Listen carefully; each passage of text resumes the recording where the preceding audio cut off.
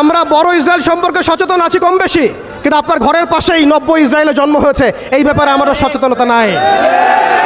তারা সংসদ ভবনে তাদের সংসদে ফখর করে বলছে যে আমরা 6500 সৈন্য পাঠিয়েছি, আমাদের হয়ে যুদ্ধ করছে। নাউজুবিল্লাহি মিন যালিক। তার মানে আপনারা প্রমাণ করলেন।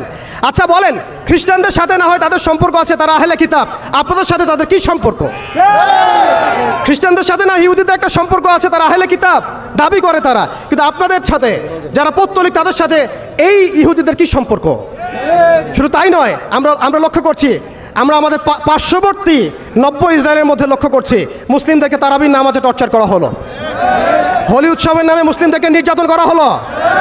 আমরা দেখলাম সেখানে গরুর মাংস বহন করার অপরাধে পিটিয়ে মুসলিমকে হত্যা করা হয়েছে। লক্ষ লক্ষ একর জমি যেগুলো আমরা ওয়াকফ করেছিলাম, সেই জমিগুলোকে রাষ্ট্রীয়ভাবে বাজেয়াপ্ত করা হয়েছে। আমি যদি একটা জমি মাদ্রাসায় দান করি, আপনার কোন এখতিয়ার আছে সেটাকে আপনি রাষ্ট্রীয় বাজেয়াপ্ত করতে পারেন? এখানে মানবতা কোথায়? এখানে গণতন্ত্র কোথায়? এখানে এই ইউনাইটেড নেশনস কোথায়? ইউরোপিয়ান ইউনিয়নগুলো কোথায়? আপনাদের এই সব তথাকথিত তন্ত্রমন্ত্রগুলো এবং তথাকথিত মতবাদগুলো একটা এজেন্ডাই বাস্তবায়ন করছে, তারা পুরো বিশ্বে শুধু দাজ্জালের শাসন কায়েম করতে চায়।